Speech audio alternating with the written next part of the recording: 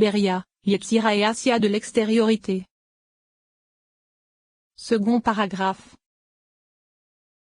Il nous faut maintenant expliquer quels bénéfices se propagent de tous ces accouplements. Ainsi, lorsqu'il y a accouplement supérieur, c'est-à-dire lorsqu'il se trouve en haut, ce qui correspond à l'accouplement parfait permettant de transmettre les couronnes aux enfants, alors tout le principe de la réalité de cet accouplement est de donner des cerveaux complets de Gadlut à Zahir Anpin et Nukba se trouvant dans l'Atsilut, ceci afin qu'ils engendrent de nouvelles Neshamot comme cela a été indiqué. C'est de là que se propage également la clarté dans les mondes de Beria, Yetzira et Assia. Le sujet en est, comme cela est indiqué dans l'enseignement sur l'Atsilut, Beria, Yetzira et Assia, que dans le monde de Beria Arik Anpin et Abba n'ont que l'aspect des 6 extrémités. En vérité, Ima et Zahir Anpin de Beria possèdent chacun 10 séphirotes en un parsouf complet. Nous avons également reçu une introduction selon laquelle pour toute diminution de la clarté en haut il y en aura une en bas selon l'amplitude de celle d'en haut. Autre version, d'en bas. Il se trouve que lors de l'accouplement supérieur d'Abba et Ima en haut, ils sont identiques en hauteur et il se produit un accouplement parfait. Il y a alors une très grande clarté dans l'Atsilut.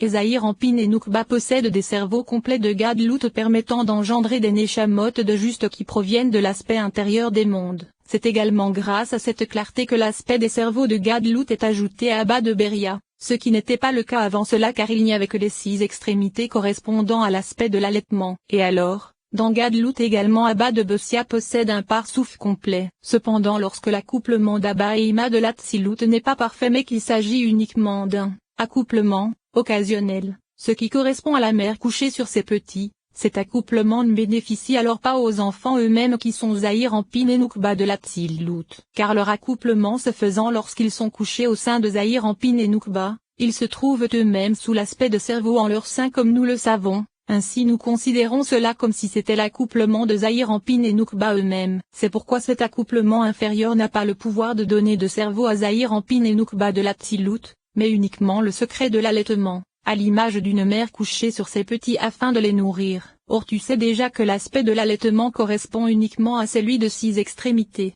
C'est donc grâce à la clarté de l'allaitement des 6 extrémités se dirigeant vers Zahir Anpin et Nukba de l'Atsilut qu'Abba de Beria possède uniquement 6 extrémités et s'accouple avec Ima de Beria qui possède un parsouf complet, et ils engendrent des cerveaux complets pour Zahir Anpin et Nukba de Beria, car une petite clarté en haut peut en être une grande en bas. Et lorsque Zahir Anpin et Nukba de l'Atsilut se trouvent sous l'aspect de 3 au-dessus de 3, il y a alors allaitement de Zahir Anpin et Nukba de Beria par l'aspect des 6 extrémités uniquement. Ainsi, il a été expliqué que dans cet accouplement inférieur de la mère couchée sur ses petits il existe également 2 aspects, soit il se revête de Zahir Anpin lui-même car il est connu que ces Nezza, Od et Yesod deviennent des cerveaux pour lui, soit il se revête de Nukba. Le sujet en est que l'accouplement d'Abba et Ima a toujours pour objectif de donner des cerveaux à Zahir Anpin et Nukba, qu'ils soient de l'allaitement ou de Gadlut. En vérité, nous allons maintenant parler de l'allaitement. Ainsi, au moment de donner les cerveaux Zahir Anpin et Nukba étaient appelés Yahvé Elohim,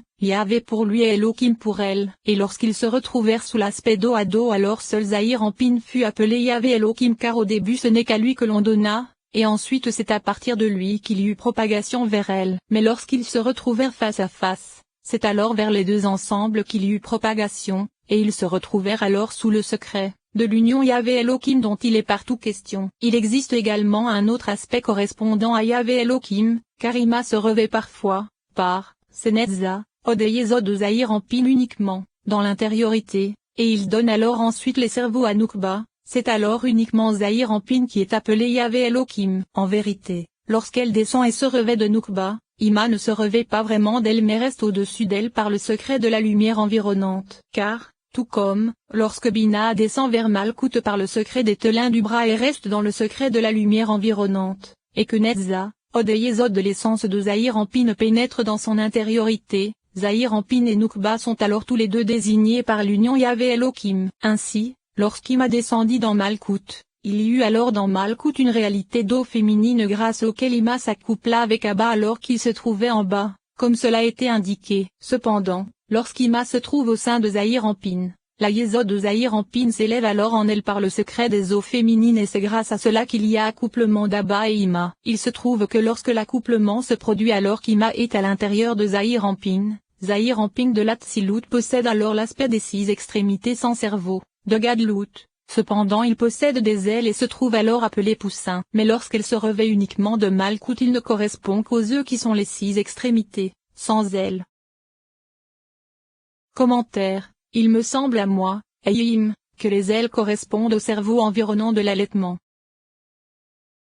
Ainsi, dans l'enseignement sur Ari Campin nous avons déjà expliqué d'où se propagea la force d'accouplement dans Abba et Ima, et nous avons dit qu'il est expliqué dans l'Hydra Sutta comme en 2 tétragrammes en indice iode, ce qui correspond aux 8 blancheurs de la tête d'Ari Campin, se propagèrent via les 2 faces d'Abba et Ima. Or tout tétragramme contient 42 lettres par ses formes simples, développées et surdéveloppées. Sur une face il y en a donc 42, et sur l'autre face 42 autres. Comme cela a été indiqué, chacune de ces faces contient 10 séphirotes, et c'est Keter qui prit la première des 42 portes, celle qui contient la totalité des 42. En vérité, les 41 restantes se répartirent dans les 9 autres séphirotes, chacun de ces 9 contenant la totalité des 41, ce qui donne une valeur numérique totale de 370 avec le Kol, et Keter les contenant toutes. Elle correspond également à 370. Il se trouve que sur une face se trouvent 9 séphirotes, chacune contenant 41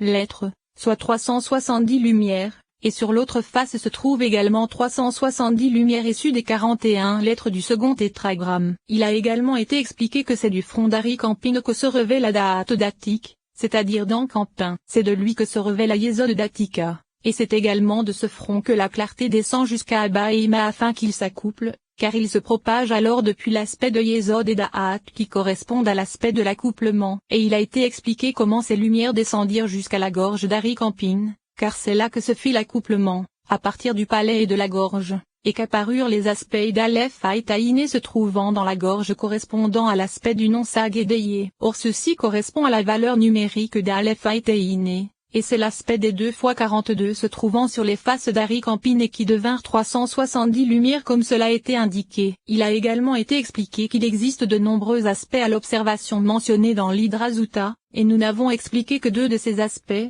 Le premier c'est lorsqu'Abba et Ima regardent vers le haut, vers le front d'Ancampin, car il se trouve alors dans l'aspect d'Ari Campin et possède 370 lumières, et leur accouplement se fait face à face car ils sont identiques en taille, que ce soit par l'accouplement parfait ou incomplet. Cependant lorsqu'il ne regarde que les 2 tapines qui sont les faces d'Ari Campin, il ne possède alors que 150 lumières à l'image de Zahir Ampin comme cela est indiqué dans l'Hydra, DAF 135, et ils ont alors une taille réduite sous l'aspect du second accouplement c'est-à-dire lorsqu'elle est couchée sur ses petits. Et ce sont les 2 accouplements qu'ils connaissent en bas, le parfait et l'incomplet. Nous allons maintenant expliquer ce qu'ils sont. Sache que les 2 couronnes d'Abba et Ima se trouvent dans la gorge d'Ari Campin comme cela a été expliqué, et elles se propagent depuis Sag et Deyé puisque c'est là que se trouve le secret d'Aleph Aïtaïné. Ainsi, il a été expliqué précédemment que c'est jusqu'à la gorge d'Ari Campin qu'arrivent les blancheurs qui sont 2 fois 42 pour les 2 tétragrammes, et elles devinrent Aleph Aïtaïné. Or nous avons dit que puisqu'Abba est davantage caché,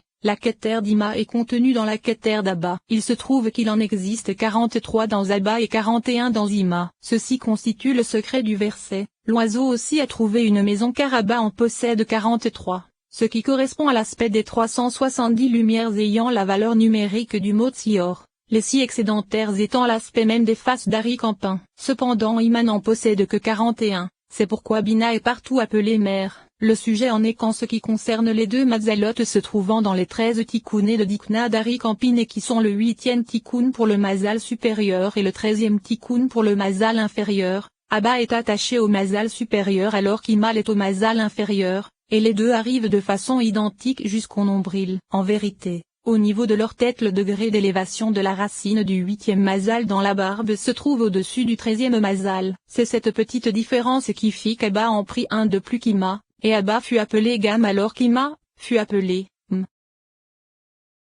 3e paragraphe. Nous allons maintenant expliquer la mitzvah du Shiluaken, car il est question de nid d'oiseau. Ainsi, lorsque l'accouplement d'Abba et Ima se fait par l'aspect d'Ima, couché sur ses petits, ceci se réfère à la vulnérabilité des enfants que sont Zahir Ampin et Nukba car ils sont faibles sous l'aspect de leurs 6 extrémités. Ils sont alors appelés poussins car ils sont petits et nécessitent encore leur mère, la mère devant se coucher sur eux pour les protéger des forces extérieur. Abba descend alors également avec elle et incline la tête comme cela a été expliqué précédemment. Or cet accouplement n'est pas le principal d'Abba et Ima, mais il s'agit d'un accouplement occasionnel lorsque les enfants se trouvent dans le secret de l'allaitement et nécessitent Ima. Commentaire. Ceci signifie que la mitzvah du Shiluake ne s'applique que lorsque Zahir Anpin et Noukba se trouvent dans le secret de l'allaitement. C'est pourquoi il faut se souvenir de ne pas réaliser cette mitzvah au moment où Zahir Anpin et Noukba possèdent des cerveaux de Gadlut, comme par exemple au moment de la prière, ni pendant les 49 jours du compute du Homé. La signification en est simple, car tout cerveau qui se propage grâce au compute du Homé de ce même jour ne disparaît pas pour autant les autres jours de l'année. Mais après la prière les cerveaux disparaissent comme cela est dit dans le Shaharak Vanot. Étudie cela, ni de Rosh Hashanah jusqu'à Shemini Atzeret, ni pendant la totalité de la 7e année ou pendant l'année du jubilé à notre époque, après la destruction du temple. Ainsi est la version du Sefer Shemen Sazon. Car nous savons qu'à chacun de ces moments Zahir Anpin et Noukba possèdent toujours des cerveaux de Gadlut qui ne les quittent plus jusqu'à la grossesse. L'auteur du Shemen Sazon a écrit la chose suivante. J'ai entendu la question suivante. Quelle année cette mitzvah vaut-elle plus que toutes les autres mitzvot? Après un moment j'ai vu dans un manuscrit du Sefer Etayim une autre version avec ces mots, et même au temps du temple. La réponse du Rashbi à son fils Rabbi Elazar ce fut, les autres jours de l'année vis-à-vis des jours et des moments indiqués ici, même si tu n'as aucune mitzvah à laquelle l'homme intelligent ne trouvera aucun bien. Le sens en est que les choses sont anciennes et très profondes, comme cela m'a été expliqué dans l'introduction du Revotanahar. C'est pourquoi nos maîtres de mémoire bénis ont dit, si tu rencontres un nid d'oiseau exclus ce qui est à sa disposition. Ils ont également dit qu'ils nécessitent leur mère. Et ils ont dit que le Kensior signifie que lorsque l'accouplement se fait en haut et qu'ils sont identiques en hauteur ils possèdent 370 lumières comme la valeur numérique du mot Tsior. Alors que lorsque cet accouplement est occasionnel et inférieur Ima ne contient que les 150 lumières du Tsior correspondant aux 370 lumières. L'explication de tout cela a été donnée précédemment à propos de 370 lumières d'Ari Anpin. Cependant, si nous voulons résumer ce sujet il a déjà été expliqué plus haut que les 370 lumières correspondent à 9 séphiroth, chacune contenant 41 portes. Ainsi, lorsque l'accouplement des Abba et Ima supérieurs se fait alors qu'ils se trouvent face à face et sont identiques en hauteur, ils regardent alors le front d'Ari Anpin où se trouve l'aspect de la Yesod Datik revêtu de la Da'at Datik et de la Da'at, revêtu, du front d'Ari Anpin, car tout cela correspond à l'aspect de l'accouplement. Or c'est de là que se propage l'accouplement de la gorge et du palais qui correspondent à Aleph Aïtaïné, soit 2 fois 42 pour Abba et Ima. C'est là que leur couronne revêt la gorge d'Ari Anpin. C'est également de là que se propage l'accouplement supérieur d'Abba et Ima, lorsque la taille d'Ima fait 9 séphiroth, chacune contenant les 41 portes. Ceci donne donc 370 myriades. Cependant, lorsqu'Ima regarde la face d'Ari Anpin, elle a alors une taille inférieure et ne va que du torse d'Abba jusqu'à Netza, Od et Yesod, d'Abba, soit 3 séphiroth contenant chacune 41 portes, ce qui en donne 123. Et les 2 tiers de Tiferet qui en sont 27. Ceci donne un total de 150 myriades seulement. C'est donc le secret du Tsiorken car lors de cet accouplement occasionnel elle ne possède que 150 des 370 myriades de lumière, ce dernier nombre correspondant à la valeur numérique de Tsior avec l'aspect des faces qui elles-mêmes correspondent au veau de Tsior comme cela a été indiqué. Et tout ceci concerne Ima car elle descend, ce qui n'est pas le cas d'Abba. Et lorsqu'il est dit nid d'oiseau pour cet accouplement il est question d'une expression de résidence.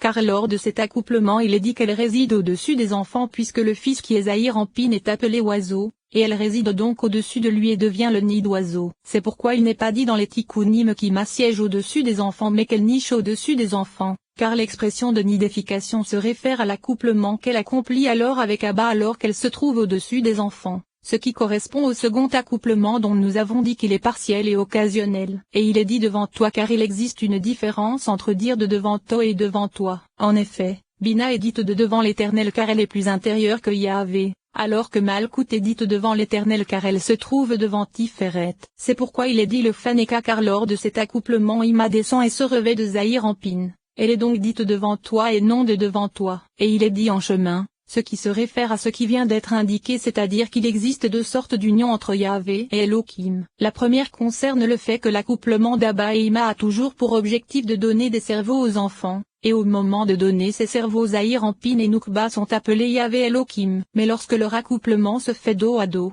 alors seul Zahir Ampine est appelé Yahvé Elohim car c'est à lui que ses cerveaux sont d'abord donnés. Et ensuite, il se propage vers elle. Cependant, lorsqu'ils se trouvent face à face, il se propage vers les deux